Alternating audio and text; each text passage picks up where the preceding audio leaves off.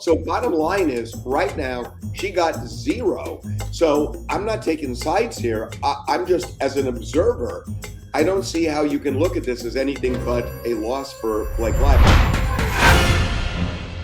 Well, welcome. This is a special Two Angry Men with an upgrade in the middle, Lauren Conlin from LA Magazine. Harvey and I, by the way, I want you to know that pre-production, we just switched. So since we're wearing the same shirt, we're on either side of Lauren. We have are actually. And Harvey's in the dark. Yes, so, there's that.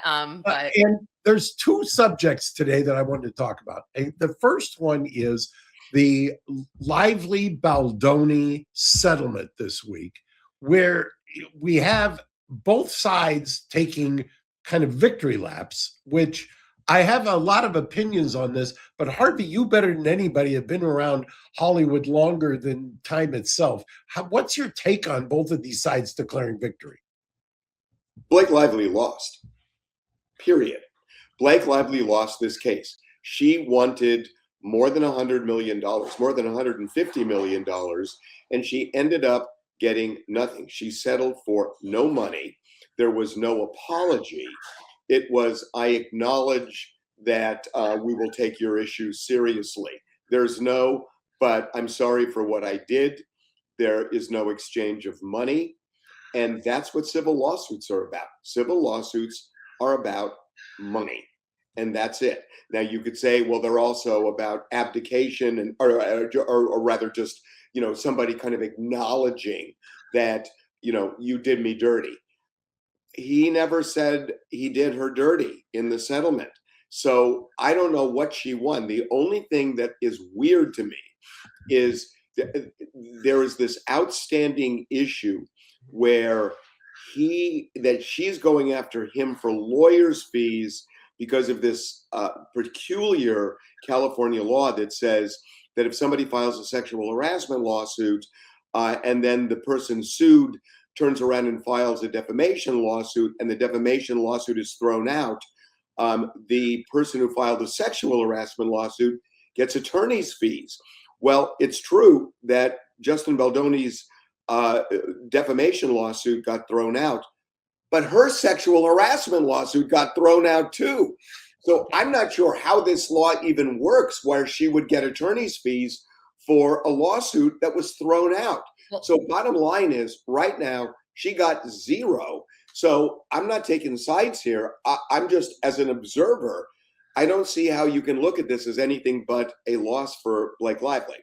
Mark, I texted you this. I said, how does this work? And I was also curious about the laws because it's only California law. And I believe he filed this directly in the Southern District. So I had a lot of questions about that. So it's so funny that Harvey hit exactly what I wanted to talk about. And Harvey, we did not discuss this beforehand. In fact, we had a lot of discussions today, and it did not even remotely traverse this area.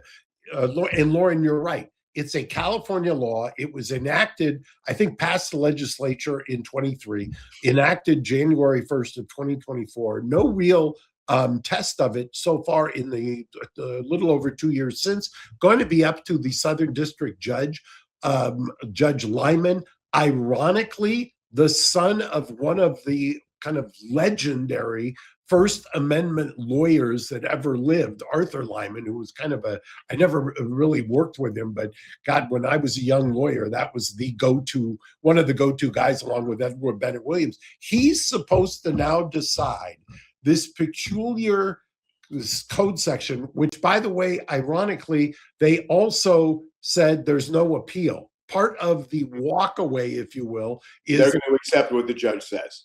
Correct. They've got to take it no matter what. It was my analysis of this thing, right? Yeah, oh, yes, exactly right. That it's basically a first cousin, if you will. It's in the same family as the anti-SLAPP. So in an anti-SLAPP, generally, if you get into an area that is arguably a matter of public concern, and then you can always slap somebody's lawsuit. And that's exactly what they're trying to do here. But the problem, the wrinkle is, you nailed it exactly. The original harassment, which triggers this law, was dismissed. And if you're Blake Lively's team or lawyer, I'm saying to myself, well, I guess I could go declare victory, but this has been pending since September 25. The reason I think it's been pending is because the judge was waiting to see what happened with the sexual harassment cases or causes of action. They've now been dismissed. So how in the world, although this is one of the greatest positions for a judge to be in. I've been given carte blanche to decide a case of first impression, and there's no appeal. So it's going to be fascinating to wait for, but I'm with you. I don't know how you ever declare victory in a case like this, where they, on the eve of trial, they basically waved the white flag. And he didn't apologize. At all. He didn't apologize in the settlement.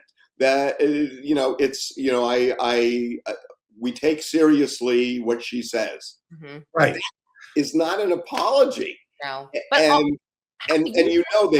they went over this language for 20 hours, and that's what they came up with. And she was, look, here's the reality. I was saying this all along, and I'm not doing it. I don't like doing I told you so because I'm wrong a lot. But in this one, I never saw this going to trial because it would have ruined both of them.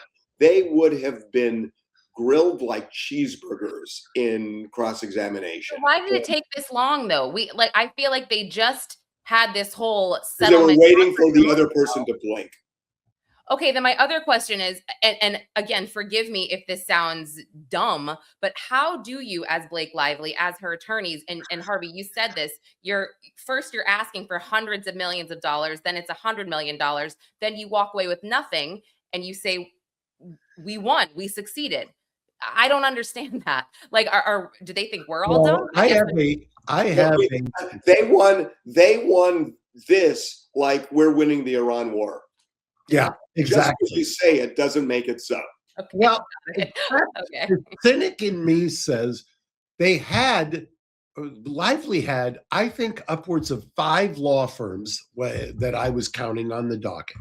I've seen reporting of $60 million all in for both sides. It would shock me if, based on the firms that were involved, that Lively did not spend $30 million on which I think you're right, and it's just crazy.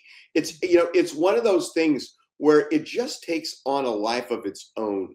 And for people who would step back and look at it, you would say this is crazy, but they didn't, and here we are. So I have no idea how the judge is going to rule on this, and the judge also has a lot of discretion about how much money, even if she's entitled to lawyers' fees, if the judge feels that, how much is she entitled to? All of it? Everything that she did? I don't think so. I think they're going to start separating it. And look, if she gets anything, if you get attorney's fees, but you get no compensatory damages, no punitive damages, you lost your case. I mean, that's simple. And the other, there's always, and this is what's so kind of frustrating, if you will, there are insurance companies undoubtedly that are involved. There are insurance companies who have probably paid money under a reservation of rights, which means they say, we're going to defend you because it's our duty to defend you, especially if it's a California insured. And then there's going to be, because of the reservation of rights and because this was settled, if the reports are accurate, at a private mediation right on the over the weekend, so to speak, that the insurance companies probably also, part of the settlement agreement is going to be they've carved out who owes what and who has to pay what and who indemnifies who. Even if there was an attorney's fees award, I'm not so sure that's ever going to come out of Justin Baldoni's pocket. I think that would be the insurance companies arm wrestling and fighting over all of those things. And then I'll give you one other thing, and I mentioned this to Lauren last week. If you read the order where 10 of the 13 counts, causes of action got thrown out, this judge spared no words or criticism of the law firms for Blake Lively. If you read the order, it's almost as if he's saying, you want to go after somebody for damages, go after your lawyers for screwing this up. Mm-hmm. Yeah, I mean, that well could be what he was telegraphing. But I got to say, when you look at this from start to finish, I just don't know what motivated all of it, because if you kind of play it out and realize that there are going to be there are going to be interrogatories, and you're going to have to submit documents, and Taylor Swift's going to get involved, and your husband's going to get involved in this too, and he's not going to look good, and your relationship with Taylor is not going to look good, and if your relationship with Taylor blows up, you become an enemy to a lot of people because of Taylor Swift's popularity, and on and on and on and on. And it just, this lawsuit never made sense to me from the beginning. What motivated it? I mean, look, she may have legitimate grievances, but a lawsuit's not always the way to air those grievances. And I just think that from the beginning, this thing was a disaster for Well, her. I remember exactly how this all played out. I mean, it was one thing after another where she didn't take the central theme of domestic violence seriously in certain interviews, and then she was kind of, she was harassed for that online, and then a video circulated of her being rude to that Swedish reporter, saying, "Oh, I like your little bump." It wasn't a good look. She felt the need to come out and explain this, and in my opinion, I've said this before, I would have forgotten all about that bad publicity. Honestly, I would have forgotten in 2 months when the media cycle moved on. But no, someone in her camp was advising her to do this, and I want to know who that person was, because I think this is career ruining, honestly. Yeah, I mean, look, I've covered celebrities long enough to know that you can't look at something and kind of take a snapshot of the moment in time and define them for the rest of their lives. I mean, Michael Vick would never play football again, you would think, but he did. And, Mel Gibson would never do another movie, but he did.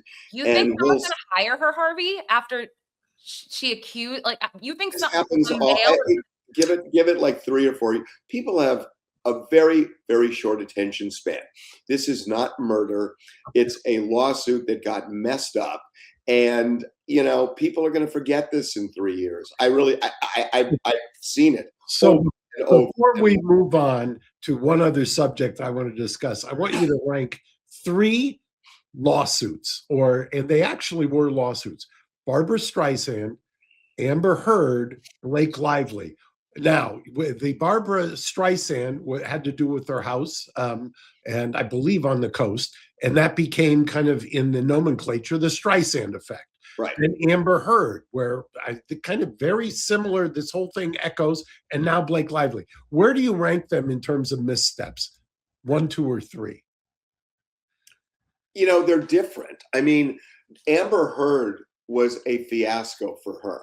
So in many ways, she's number 1. Okay. And the Barbara Streisand case was a privacy case, and became a really important ruling. But I don't think that impacted her career at all. And also, she hadn't really done much around the time that lawsuit was filed. This one kind of falls in the middle. But again, if you ask somebody in a year, what was the Lively case about? They're not going to remember. So, I mean, we are like an Etch-a-Sketch in our society, and you have something front and center, and it's huge, and then all of a sudden it goes away and something else comes on, and it just becomes a memory. Nobody got killed. There's no video that's a smoking gun that you can't get over. So, I think, look, if she kind of goes away for a year, 2 years, to the extent she wants to work. Gala that night, Harvey, the Met Gala that night. I don't think she's going away. And also, Amber Heard moved out of the country and hasn't worked since. Just saying. Right. I mean, Amber Heard could get a job today. Amber Heard could get a job today. I'm telling you. Yeah, I think that's, and Barbara could work if she wanted. Has been returned to iconic. Not that she necessarily ever left. However, the Streisand effect is, she will forever be remembered for that. I will tell Be you. remembered for Funny Girl, Mark. She's not going to be remembered for a lawsuit. Nobody thinks of that when they think of Only Barbra Geragos. Streisand. Only I do. I I do. know. Nobody else does. I'm You're gonna the only say- one. I'm going to say Blake Lively is closer to Michael Richards, who I Oh think. my God, no. Oh my God, no. I think she's closer to Michael Richards She is than not. she is to Barbara Mark. Streisand. Mark, Michael Richards was screaming racial epithets over and over at the comedy. And you'll admit that he never came back from that. And he's one of the few Oh. people that we've covered in 20 years who really hadn't. But I can give you a list of people that you would have written off, especially during cancel culture era, and they're all back.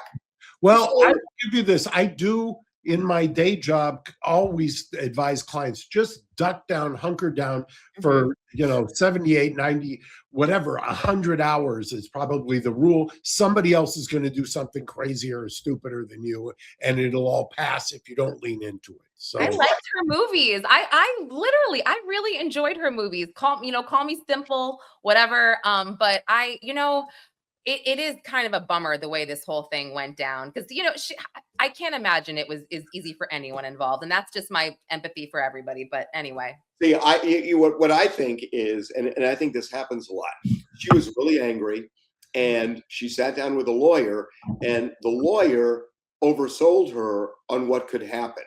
And I think that's what happened. Blake Lively's not a lawyer. She doesn't know the process of how all of this stuff works. And somebody painted a picture that looked like this was going to be a smooth landing, and it wasn't. And I think that's where this whole thing started. I don't disagree with that. In fact, I'm embroiled in a matter right now, and it's settled, or at least tentatively settled. And I, in real time, told opposing counsel, big firm opposing counsel, one of the top 5, that this was a suicide mission for their client. They didn't need to do this, and it was kind of mutually assured destruction. They did it anyway because they deferred to the client. I mean, that's a lot of times when you find these things, and sometimes the lawyers get blamed. It's really the client for just insisting on this kind of scorched earth, and that could be the case here. So you might be right. Okay, segue, because one of the things that I know Harvey is interested in, because I certainly am, is the LA mayoral election. Harvey, you want to do a little spiel on that, because you've been all over this election. Well, I mean, my upset about this has to do with my life. That I'm not only a born and raised Los Angelino, but I'm second generation. My dad was born and raised in LA. And so this is my life. And I have seen this city just fall apart, over the last, 8, 9 years, but especially the last 4 years. That, the homeless problem is out of control in this city. I've been chased by people, a guy with a hammer, walking out of my gym. He chased me with a hammer. I had a mentally ill woman, a homeless woman, take a boulder and trash my car. And I caught her doing it. And I realized there is nothing I can do. What am I going to do? Get her arrested? I mean, what is that going to do? Am I going to sue her? So I literally looked at my car, watched her walk away, and said, I live in Los Angeles. And, the fires have been an absolute outrage in this city. This didn't have to happen. We had 100 fire trucks that were out of service. The water pressure was messed up, and people lost their homes as a result of bad leadership. And then all of a sudden, people are throwing other people under the bus for no reason. This city operated in an appalling way during the fires. And by the way, it's not over. The insurance companies are screwing people over left and right. I've got a friend, his name is Dan Brunn. He's an amazing architect. He put together a plan with 100 architects to offer their services free of charge to rebuild Altadena and Pacific Palisades. And they had a whole plan. I actually contacted Gavin Newsom, and Newsom. I remember when you did that. I remember. And Newsom put his people in touch with Dan, and they were all in, and they brought it down to the city, which they had to do, and it died a slow death in the city of Los Angeles. So this city is not working. And now the question is, what do you do? And, I'm so angry. I am so angry at Rick Caruso for not running for mayor. God, He would have been a great mayor. And he knows administratively how to run a huge organization. Karen Bass never did.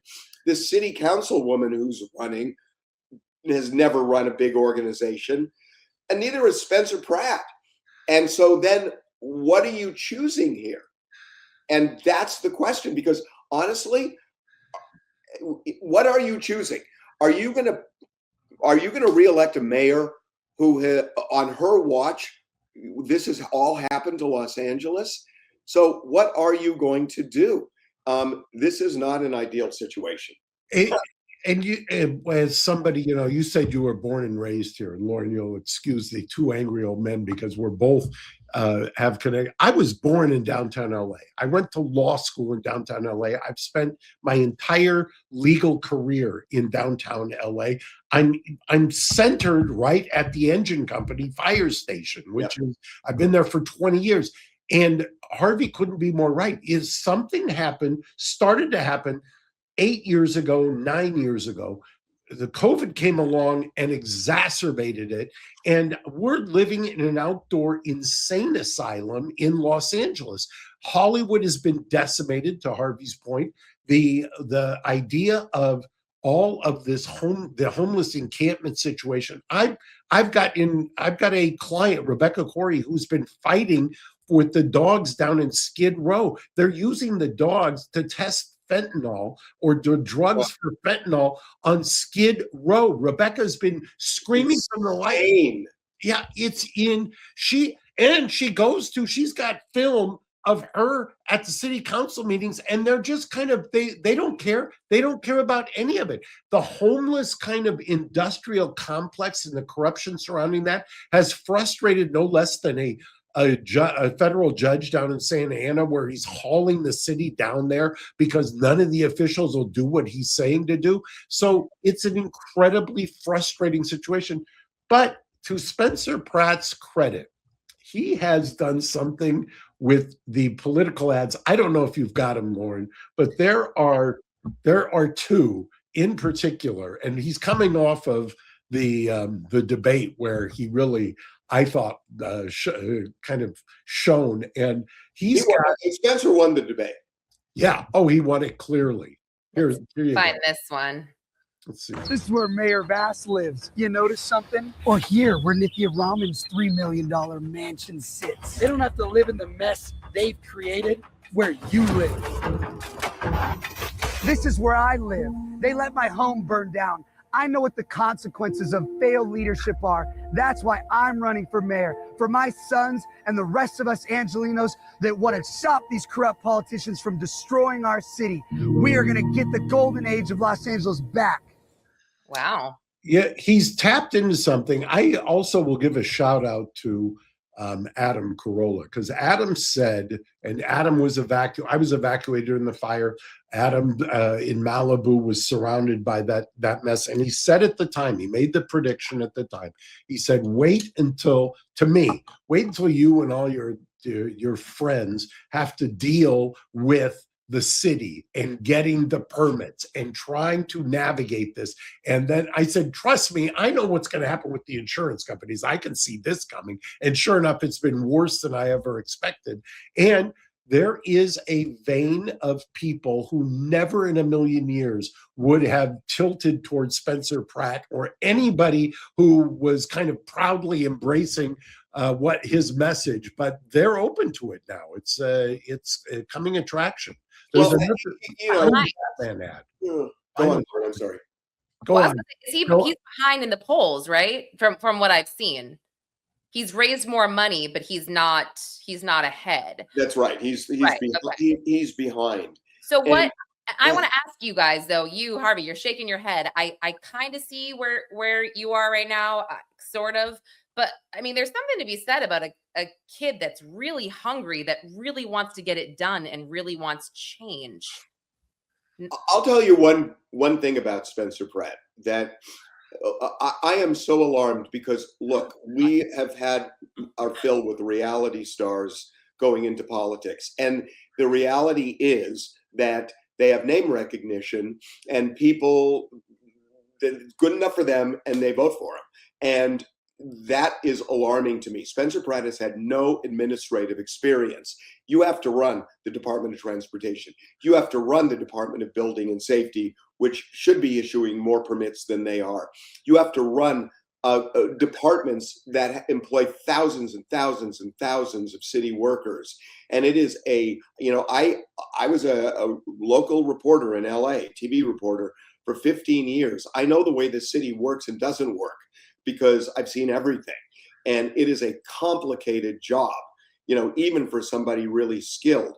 Spencer Pratt does not have that experience, nor does Karen Bass, or really anybody else running.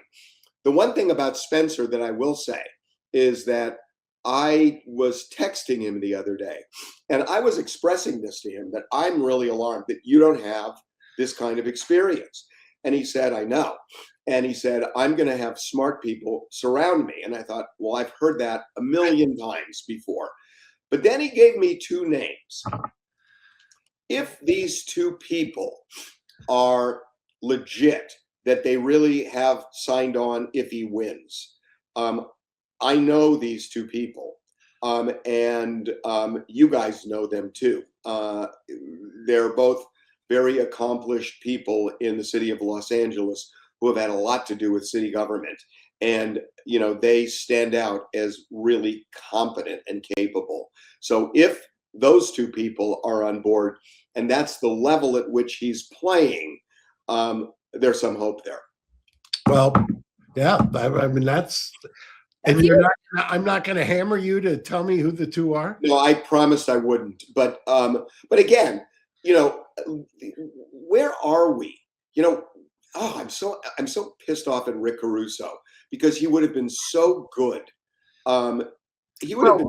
Remember what happened. Remember, for those in the weeds, remember what happened with Rick Caruso. Rick Caruso was either leading or neck and neck with Karen Bass last time.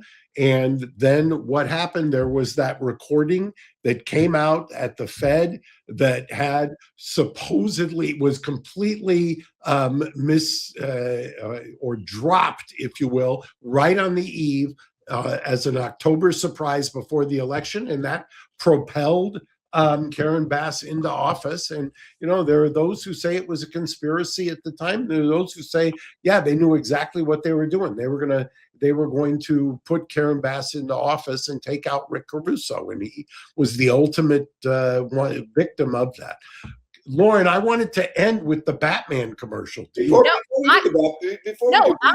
find it. I wanted to talk about aliens. Mark's not as into aliens as I am. So. Well, I'm totally, Lauren, I am so into it. Can we talk about that next time? Because I am so into it. And Jeremy Corbell and George Knapp, who have really kind of engineered this this movement, there is something we're going to find out that's going to really shock humanity, I think.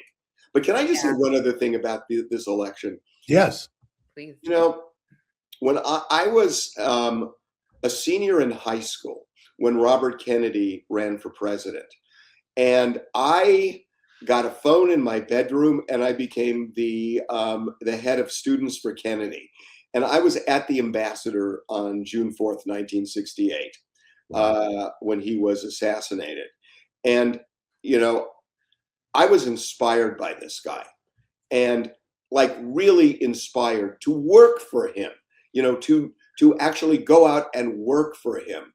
And I felt something about our country, about politics, about democracy. And there was a feeling I had that was intense.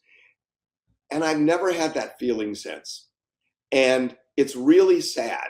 And not only have I not had this feeling since, but now look at what politics has become.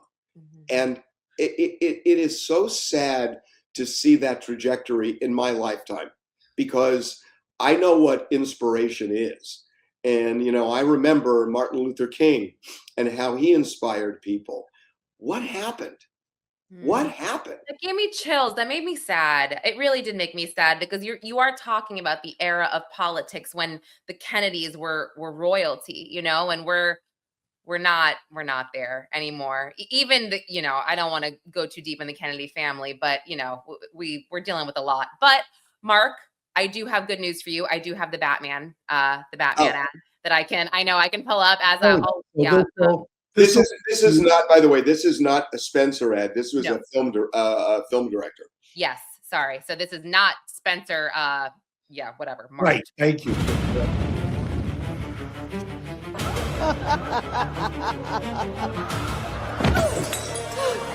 Please, I'm begging you. There's homeless drug addicts in front of the schools. My children aren't safe.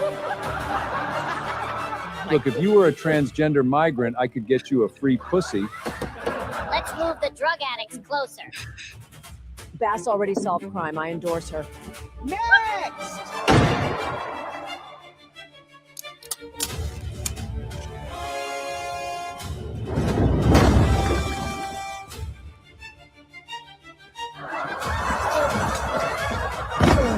Please, I just want to rebuild my home. It's been over a year.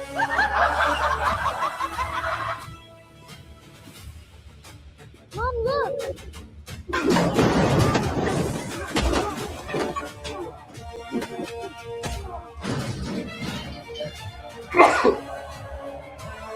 This is a machine.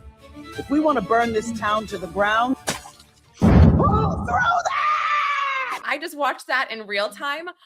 That is crazy. He has so much support that people are making these type of videos on his behalf. That's nuts. And if we had the clips of the debate, Harvey's right. He won the debate going away. He won the debate. We will see. LA is in for more of a rough ride. I mean, it just is. And God, it's sad, because when this city was great, Lauren, I think you're too young. I know you're too young. But Mark, the '84 Olympics in this town, Unbelievable. I'm